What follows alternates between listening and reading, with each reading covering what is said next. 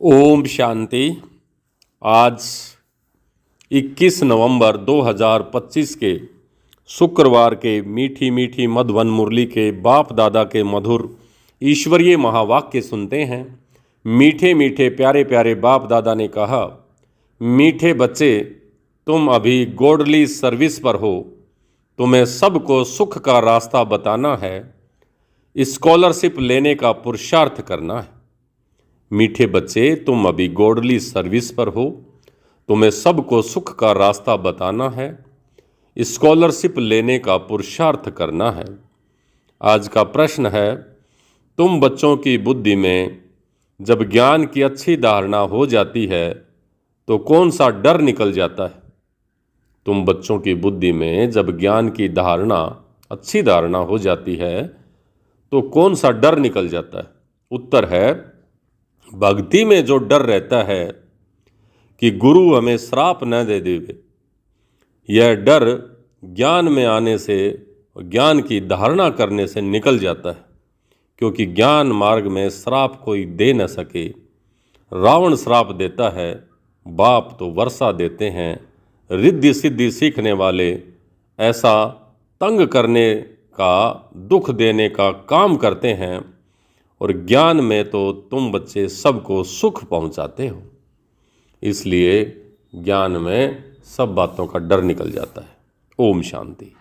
मीठे मीठे रूहानी बच्चों प्रति रूहानी बाप बैठ समझाते हैं, तुम सब पहले आत्मा हो, ये पक्का निश्चय रखना है। बच्चे जानते हैं हम आत्माएं परम धाम से आती हैं, यहाँ शरीर लेकर पार्ट बजाने। आत्मा ही पार्ट बजाती है, मनुष्य फिर समझते हैं शरीर ही पार्ट बजाता है। ये है बड़े से बड़ी भूल, जिस कारण आत्मा को कोई जानते नहीं हैं। इस आवागमन में हम आत्माएं आती जाती हैं, इस बात को भूल जाते हैं। इसलिए बाप को ही आकर आत्म अभिमानी बनाना पड़ता है। यह बात भी कोई नहीं जानते, बाप ही समझाते हैं आत्मा कैसे पार्ट बजाती है। मनुष्य के मैक्सिमम अधिकतर 84 जन्मों से लेकर मिनिमम कम से कम 1-2 जन्म होते हैं। आत्मा को पुनर्जन्म तो लेना पड़ता है। इससे सिद्ध होता है कि बहुत जन्म लेने वाला बहुत पुनर्जन्म लेते हैं, थोड़े जन्म लेने वाला कम पुनर्जन्म लेते हैं। जैसे नाटक में कोई का शुरू से और पिछाड़ी तक पार्ट होता है और कोई का थोड़ा सा पार्ट होता है। यह कोई मनुष्य नहीं जानते। आत्मा अपने को ही नहीं जानती तो अपने बाप को कैसे जानेगी? आत्मा की बात है ना, बाप है आत्माओं का। श्री कृष्ण तो आत्माओं का बाप है नहीं। श्री कृष्ण को निराकार तो नहीं कहेंगे, साकार में ही उनको पहचाना जाता है। आत्मा तो सबकी है, हर एक आत्मा में पार्ट तो नूंधा हुआ है। यह बात तुम्हारे में भी नंबरवार पुरुषार्थ अनुसार ही जान सकते हैं, जो समझा सकते हैं। अभी तुम बच्चे जानते हो हम आत्माओं ने 84 जन्म कैसे लिए। ऐसे नहीं कि आत्मा सो परमात्मा, नहीं, बाप ने समझाया है हम आत्मा सो परमात्मा की संतान। हम आत्मा पहले सो फिर देवता बनते हैं। अभी पतित तमो प्रधान है, फिर सतो प्रधान पावन बनना है। बाप आते ही तब है जब सृष्टि पुरानी हो जाती है। बाप आकर पुरानी को नया बनाते हैं, नई सृष्टि स्थापन करते हैं। नई दुनिया में है ही आदि सनातन देवी देवता धर्म। उन्हों के लिए ही कहेंगे, पहले कलयुग शूद्र धर्म वाले थे, अब प्रजापिता ब्रह्मा के मुख वंशावली ब्रह्म ब्राह्मण बने हैं। तो ब्राह्मण कुल में आते हैं। ब्राह्मण कुल की डिनाइस्टी नहीं होती, कुल होता है। ब्राह्मण कुल कोई राजा ही नहीं करते हैं।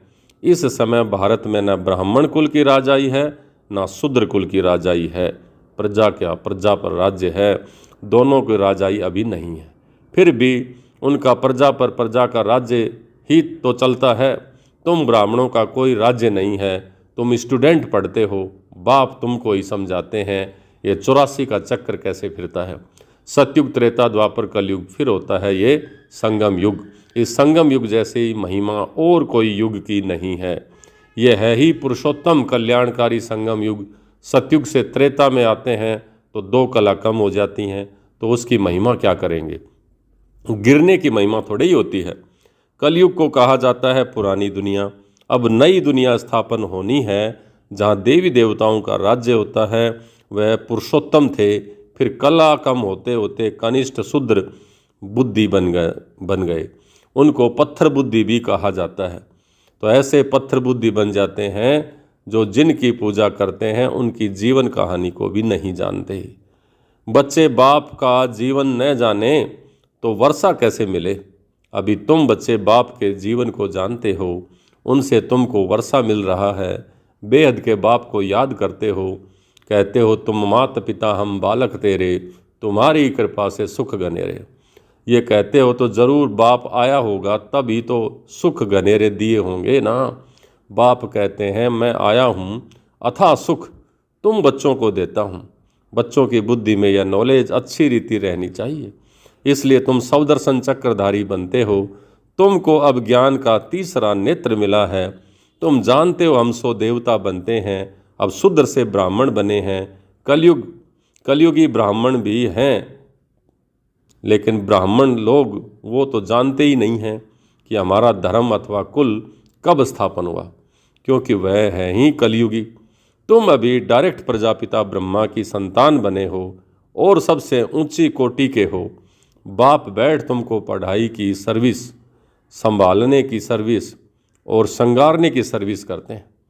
तुम भी हो ऑन गॉड सर्विस, तुम भी ईश्वरीय सेवा पर हो, तो on godly service only. God father भी कहते हैं हम आए हैं सब बच्चों की सर्विस में, तो बच्चों को सुख का रास्ता बताना है। बाप कहते हैं अब घर चलो। मनुष्य भक्ति भी करते हैं मुक्ति के लिए, जरूर जीवन में बंधन है। बाप आकर इन दुखों से छुड़ाते हैं। तुम बच्चे जानते हो त्राही त्राही करेंगे, हाहाकार के बाद जय जयकार होनी है। अब तुम्हारी बुद्धि में है कितनी हाय हाय करेंगे जब नेचुरल क्लैमिटीज आदि होंगी। यूरोपवासी यादव भी हैं, बाप ने समझाया है। यूरोपवासियों को यादव कहा जाता है, दिखाते हैं पेट से मूसल निकले। फिर श्राप दिया। अब श्राप आदि की तो कोई बात ही नहीं है, यह तो ड्रामा है। बाप वर्षा देते हैं, रावण श्राप देते हैं, यह एक खेल बना है। बाकी श्राप देने वाले तो दूसरे मनुष्य होते हैं, उस श्राप को उतारने वाले भी होते हैं। गुरु गोसाई आदि से भी मनुष्य लोग डरते हैं कोई श्राप ना दे दे। वास्तव में ज्ञान मार्ग में श्राप कोई दे न सके। ज्ञान मार्ग और भक्ति मार्ग में श्राप की कोई बात नहीं। जो रिद्धि सिद्धि आदि सीखते हैं वो श्राप देते हैं, लोगों को बहुत दुखी कर देते हैं, पैसे भी बहुत कमाते हैं। भक्त लोग यह काम नहीं करते हैं। बाबा ने यह भी समझाया है संगम के साथ पुरुषोत्तम अक्षर जरूर लिखो, त्रिमूर्ति अक्षर भी जरूर लिखना है, और प्रजापिता अक्षर भी जरूरी है, क्योंकि ब्रह्मा नाम भी बहुतों के हैं। प्रजापिता अक्षर लिखेंगे तो समझेंगे साकार में प्रजापिता ठहरा। सिर्फ ब्रह्मा लिखने से सूक्ष्म वाला समझ लेते हैं। ब्रह्मा विष्णु शंकर को भगवान कह देते हैं। प्रजापिता कहेंगे तो समझा सकते हो कि प्रजापिता तो यहाँ है, क्योंकि प्रजा यहाँ है। सूक्ष्म वतन में कैसे हो सकती है। विष्णु को तो दिखाते हैं ब्रह्मा की नाभि से निकला। अब तुम बच्चों को भी ज्ञान मिला है, नाभि आदि की कोई बात नहीं है। ब्रह्मा ही सो विष्णु बनते हैं, और विष्णु सो फिर ब्रह्मा कैसे बनते हैं। सारे चक्र का ज्ञान तुम इन चित्रों से समझा सकते हो। बिगैर चित्र समझाने में मेहनत लगती है। ब्रह्मा सो विष्णु, विष्णु सो ब्रह्मा बनते हैं। लक्ष्मी नारायण 84 का चक्र लगाकर फिर ब्रह्मा और सरस्वती बनते हैं। बाबा ने पहले से नाम दे दिए हैं। जब भट्ठी बनी थी तो नाम दिए, फिर कितने चले गए उनमें। इसलिए समझाया है ब्राह्मणों की माला होती नहीं, क्योंकि ब्राह्मण हैं पुरुषार्थी, कभी नीचे कभी ऊपर होते रहते हैं। ग्रहचारी बैठती है। बाबा तो जवाहरी था, मोतियों आदि की माला कैसे बनती है अनुभवी है। ब्राह्मणों की माला पिछाड़ी में बनती है। हम सो ब्राह्मण दैवी गुण धारण कर देवता बनते हैं। फिर सीढ़ी उतरनी है, नहीं तो 84 जन्म कैसे लेंगे। 84 जन्मों के हिसाब से यह निकाल सकते हो। तुम्हारा आधा समय पूरा होता है तब दूसरे धर्म वाले ऐड होते हैं। माला बनाने में बड़ी मेहनत लगती है, बड़ी संभाल से मोतियों को टेबल पर रखा जाता है कि कहाँ हिले नहीं। फिर सुई से डाला जाता है। कहाँ ठीक न बने तो फिर माला तोड़नी पड़े। यह तो बहुत बड़ी माला है, तुम बच्चे जानते हो। हम पढ़ते हैं नई दुनिया के लिए। बाबा ने समझाया है कि स्लोगन बनाओ, हम शूद्र सो ब्राह्मण, ब्राह्मण सो देवता कैसे बनते हैं, आकर समझो। इस चक्र को जानने से तुम चक्रवर्ती राजा बनेंगे, स्वर्ग का मालिक बन जाएंगे। ऐसे स्लोगन बनाकर बच्चों को सिखलाना चाहिए। बाबा युक्तियाँ तो बहुत बतलाते हैं, वास्तव में वैल्यू तुम्हारी है। तुमको हीरो हीरोइन का पार्ट मिलता है। हीरे जैसा तुम बनते हो, फिर 84 का चक्र लगाए कोड़ी मिसल बनते हो। अब जबकि हीरे जैसा जन्म मिलता है तो कोड़ियों के पिछाड़ी क्यों पड़ते हो? ऐसे भी नहीं कि कोई घर बार छोड़ना है। बाबा तो कहते हैं गृहस्थ व्यवहार में रहते, शरीर निर्वार्थ कर्म करते, कमल फूल समान पूरा पवित्र रहो और सृष्टि चक्र की नॉलेज को जानकर देवताई गुण धारण करो तो तुम हीरे जैसा बन जाएंगे। बरोबर भारत 5000 वर्ष पहले हीरे जैसा था। ये है एम ऑब्जेक्ट। इस चित्र की लक्ष्मी नारायण के बहुत महत्व देना है। तुम बच्चों को बहुत सर्विस करनी है प्रदर्शनी म्यूजियम में। विहंग मार्ग की सर्विस बगैर तुम प्रजा कैसे बनाएंगे? भल इस ज्ञान को सुनते भी हैं, परंतु उच्च पद कोई विरले ही पाते हैं। उनके लिए ही कहा जाता है कोटों में कोई, कोई में भी कोई। स्कॉलरशिप भी कोई लेते हैं ना। 40-50 बच्चे स्कूल में होते हैं एक कक्षा में, तो उनमें से कोई एक स्कॉलरशिप लेता है। कोई थोड़ा प्लस में भी आ जाता है तो उसको भी दे देते हैं। ये भी ऐसे ही है। प्लस में बहुत हैं, 8 दाने हैं, 100 भी नंबरवार हैं। वह पहले पहले राजगद्दी पर बैठेंगे, फिर कला कम होती जाएगी। लक्ष्मी नारायण का चित्र है नंबर 1। उनकी भी डिनाइस्टी चलती है, परंतु चित्र लक्ष्मी नारायण का ही दिया हुआ है। यहाँ तुम जानते हो चित्र तो बदलते जाते हैं। चित्र देने से क्या फ़ायदा? नाम रूप देश काल सब बदल जाता है। तो मीठे मीठे रूहानी बच्चों को रूहानी बाप बैठ समझाते हैं। कल पहले भी बाप ने समझाया था। ऐसे नहीं कि श्री कृष्ण ने गोप गोपियों को सुनाया। श्री कृष्ण के गोप गोपियाँ होते नहीं, न उनको ज्ञान सिखाया जाता। वह तो हैं सतयुग का प्रिंस। वहाँ कैसे राजयोग सिखाएंगे या पतित को पावन बनाएंगे? अब तुम अपने बाप को याद करो। बाप फिर टीचर भी है। टीचर को स्टूडेंट कभी भूल नहीं सकते। बाप को बच्चे भूल न सकें, गुरु को भी भूल न सकें। बाप तो जन्म से ही होता है। टीचर 5 साल के बाद मिलता है, फिर गुरु वानप्रस्थ में मिलता है। जन्म से ही गुरु करने का तो कोई फायदा नहीं है। गुरु की गोद लेकर फिर दूसरे दिन मर जाते हैं। फिर गुरु क्या कर सकता है? गाते भी हैं सतगुरु बिगर गति नहीं। सतगुरु को छोड़ वह फिर गुरु कह देते हैं। गुरु तो ढेर हैं। बाबा कहते हैं बच्चे, तुम्हें कोई देहधारी गुरु आदि करने की दरकार नहीं है। तुम किसी से भी कुछ मांगना भी नहीं है। कहा भी जाता है मांगने से मरना भला। सबको चिंता रहती है कि हम कैसे अपने पैसे ट्रांसफ़र करें दूसरे जन्म के लिए। या ईश्वर अर्थ दान पुण्य करते हैं तो उनका रिटर्न इस ही पुरानी सृष्टि में अल्पकाल के लिए मिलता है। यहाँ तुम्हारा ट्रांसफ़र होता है नई दुनिया में और 21 जन्मों के लिए तुमको वर्षा मिलता है। तन मन धन प्रभु के आगे अर्पण करना है। सो तो जब आए तब अर्पण करेंगे ना। प्रभु को कोई जानते ही नहीं है तो गुरु को पकड़ लेते हैं। धन आदि गुरु के आगे अर्पण कर देते हैं। वारिस नहीं होता है तो सब गुरु को दे देते हैं। आजकल कायदे अनुसार ईश्वर अर्थ भी कोई देते नहीं हैं। बाप समझाते हैं मैं गरीब निवाज हूँ, इसलिए मैं आता ही हूँ भारत में। तुमको आकर विश्व का मालिक बनाता हूँ। डायरेक्ट और इनडायरेक्ट में कितना फ़र्क है वह जानते कुछ भी नहीं हैं। सिर्फ कह देते हैं हम ईश्वर अर्पण करते हैं। है सब बेसमझी। तुम बच्चों को अब समझ मिलती है, सो तुम बेसमझ से समझदार बने हो। बुद्धि में ज्ञान है। बाप तो कमाल करते हैं। ज़रूर बेहद के बाप से बेहद का वर्षा ही मिलना चाहिए। बाप से तुम वर्षा लेते हो सिर्फ दादा के द्वारा। दादा भी उनसे वर्षा ले रहे हैं। वर्षा देने वाला एक ही है, उनको ही याद करना है। बाप कहते हैं बच्चे, मैं इनके बहुत जन्मों के अंत में आता हूँ, इसमें प्रवेश कर इनको भी पावन बनाता हूँ, जो फिर यह फरिश्ता बन जाते हैं। बैज पर तुम बहुत सर्विस कर सकते हो, तुम्हारा यह सब है अर्थ सहित। बैजेज ये तो जिये दान देने वाले चित्र है, इनकी वैल्यू का किसी को भी पता नहीं है। और बाबा को हमेशा बड़ी चीज़ पसंद आती है जो कोई भी दूर से पढ़ सके, इसलिए बड़े बड़े बोर्ड होल्डिंग पर बाबा के प्रदर्शनी के चित्र बनाने चाहिए।